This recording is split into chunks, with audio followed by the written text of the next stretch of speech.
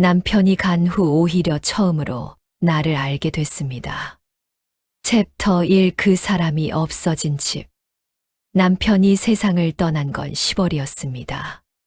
병원에서 집으로 돌아오던 날, 현관문을 열었는데 슬리퍼가 그대로 있었어요. 그 사람 슬리퍼가. 저는 한참을 그 앞에 서 있었습니다. 들어가지도 못하고 그날 밤은 불을 다 켜놨어요. 무서운 게 아니라 그냥 어두운 게 싫었어요. 그 어둠 속에 혼자 있는 게 42년을 같이 살았습니다.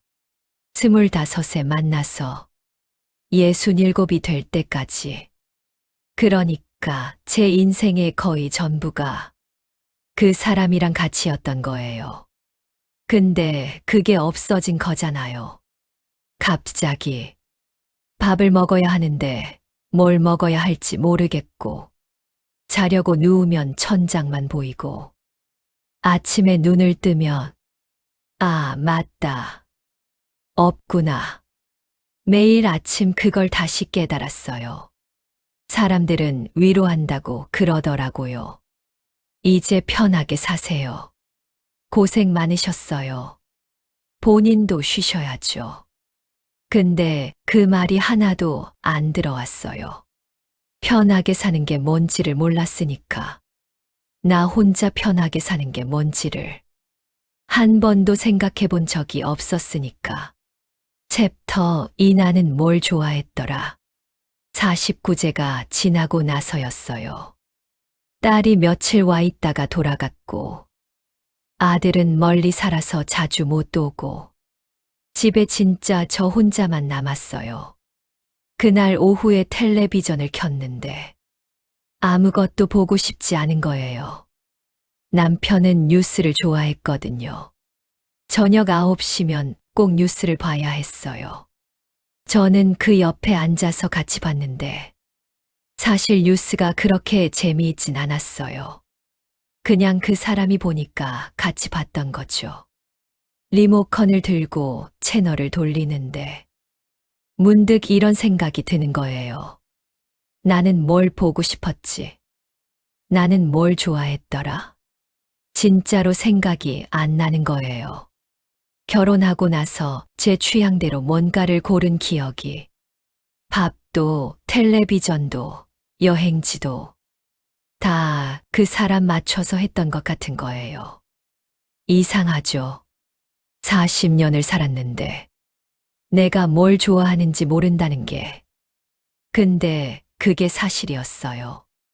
그날 저는 채널을 한참 돌리다가 꽃 가꾸는 프로그램에서 손을 멈췄어요.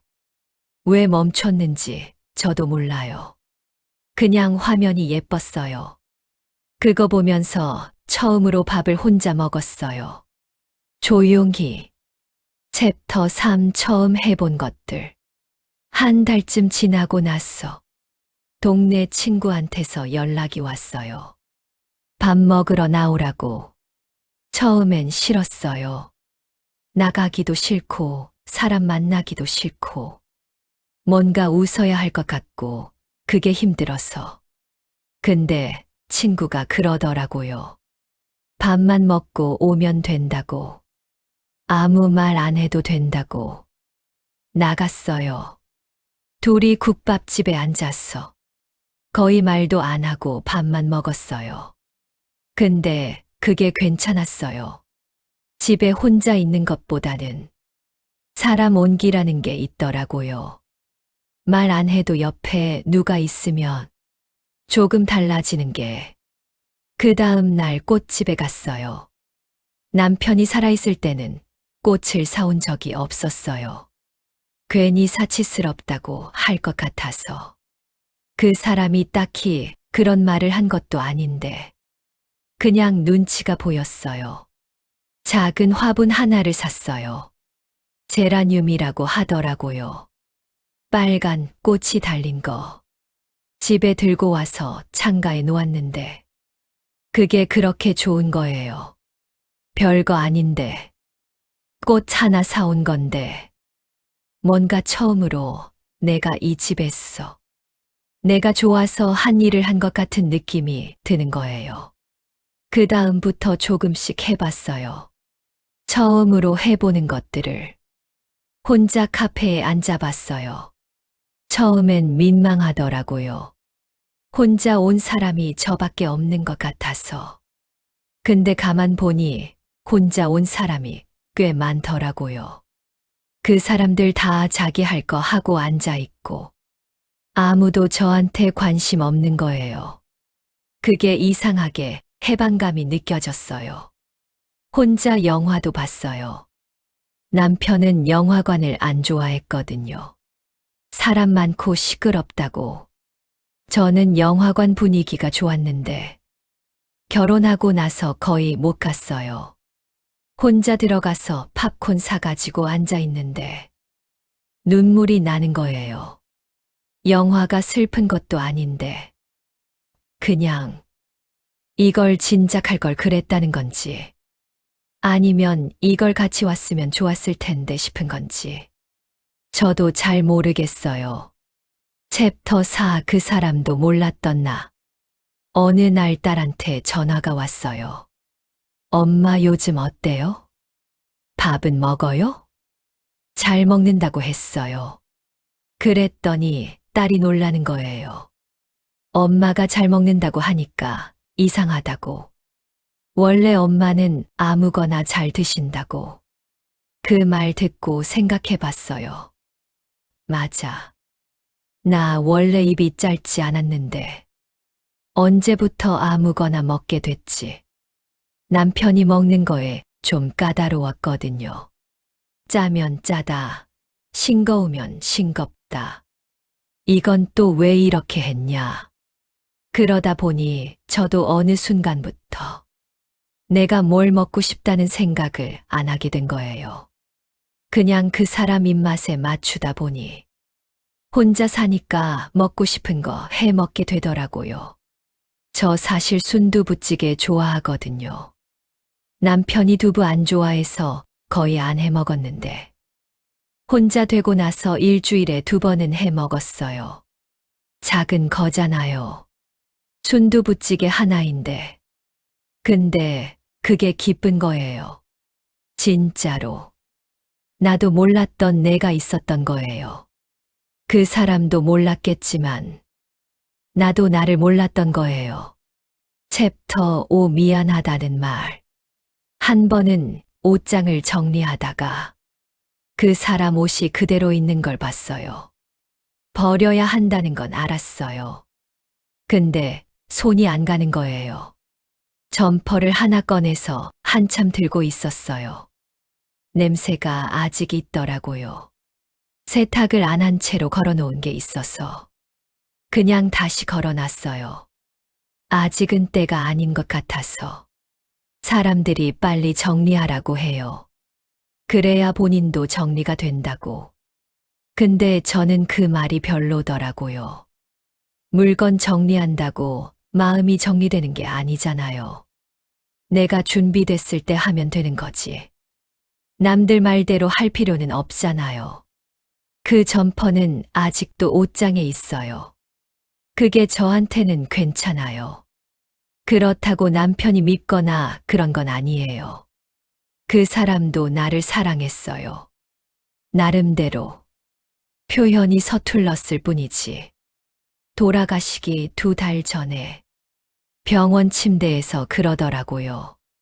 당신한테 잘해준 게 없어서 미안하다고. 저는 그 말이 너무 좋았어. 한참 손을 잡고 있었어요.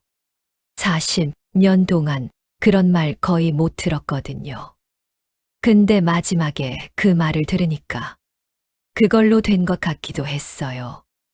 이상하죠.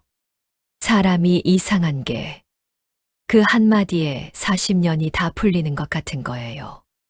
저도 그 손 잡고 말했어요.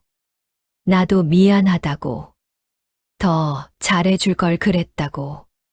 둘 다 미안하다고 하면서 울었어요. 병실에서. 그게 우리 마지막 대화였어요. 챕터 6 혼자라는 것의 의미. 남편이 간지 이제 1년이 지났어요. 솔직히 말하면 지금도 가끔은 너무 힘들어요. 새벽에 잠이 깨면 옆자리가 비어 있고, 명절에 자식들 다 가고 나면 집이 갑자기 엄청 커지는 느낌이고, 그리움이 없어진 건 아니에요. 없어지진 않더라고요. 근데 달라진 게 있어요. 예전엔 내가 뭘 원하는지 몰랐어요. 내 하루가 어떻게 흘러가야 하는지도 몰랐어요. 누군가의 아내로, 누군가의 엄마로, 그 역할로만 살아왔으니까. 지금은 아침에 일어나면 오늘 뭐 하고 싶다는 생각이 생겨요. 작은 거예요. 어느 카페 가고 싶다. 꽃 사고 싶다. 오늘은 순두부찌개 해 먹어야지. 그게 생기는 거예요. 이게 혼자라는 것의 의미인가 싶어요. 누군가 없이 살아가는 게 아니라 내가 있는 채로 살아가는 것. 남편이 살아있었으면 몰랐을 것 같아요. 평생 몰랐을 수도 있어요. 그 사람이 떠나고 나서야 제가 저를 만난 것 같아요. 그게 슬픈 건지 다행인 건지는 아직도 잘 모르겠어요. 그냥 그런 거라고 생각하기로 했어요. 인생이 그런 거라고. 챕터 7 마무리. 지금 혼자이신 분들께, 지금 이 영상을 보고 계신 분 중에 혼자 남겨진 분이 계실 것 같아요. 아직 그 공허함 속에 계신 분도 계실 거고, 어느 정도 지났는데도 여전히 힘드신 분도 계실 거예요. 그 마음 다 맞아요. 빨리 털어내야 하는 것도 아니고, 금방 괜찮아져야 하는 것도 아니에요. 다만 이것 하나만 말씀드리고 싶어요. 그 사람이 떠난 자리 말고 내가 서 있는 자리도 한번 봐주세요. 내가 뭘 좋아하는지, 나는 어떤 사람인지, 나는 어떤 하루를 원하는지, 그걸 알아가는 시간이 남은 삶을 사는 방법일 수도 있어요. 늦지 않았어요. 진짜로. 오늘도 시청해 주셔서 감사합니다. 이 영상이 조금이라도 위로가 되셨다면 좋아요 한번, 구독 한번 부탁드려요.